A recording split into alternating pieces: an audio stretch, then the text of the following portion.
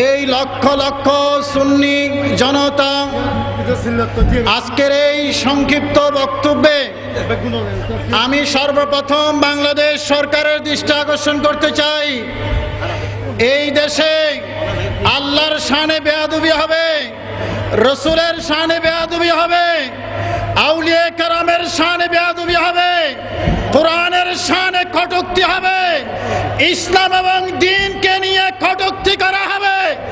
আর সরকার বসে বসে তামাশা দেখবে। সরকার সেই জন্য ভোট দিয়ে ক্ষমতায় আসে নাই। এই নাস্তিক ব্লগার যারা একদিনে তারা এই বেয়াদবি করে নাই, বছরের পর বছর বেয়াদবি করেছে, সরকার তামাশা দেখাচ্ছে।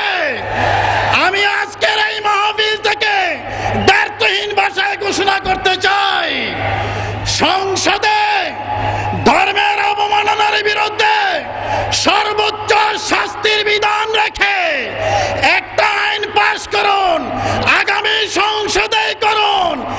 একদিকে যেমন বাংলার নাস্তিকরা ওই লাল দালান নিজামুদ্দিনে যাবে, এই দেশের যারা ওয়াহাবি, এই দেশের যারা মওদুদি, এই দেশের যারা খারেজি, এই দেশের যারা হেফাজতি, তাদের বিরুদ্ধে পুলিশ অ্যাকশন লাগবে না, আইনগতভাবেই তারা ওই লাল দালান নিজামুদ্দিন রোডে যাবে। ভাইয়ের আমার, আমি বলতে চাই, আমার নবীকে আমাদের মতো সাধারণ মানুষ বলেছে, নাস্তিক ব্লগার নয়, এই আহমদ শফিরাই বলেছে।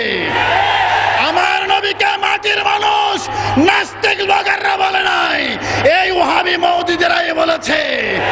নবীর ইলমকে জানোয়ারের ইলমের সাথে তুলনা কোন সাধারণ নাস্তিক ব্লগার করে নাই, ওয়াহাবি মওদুদিরাই করেছে।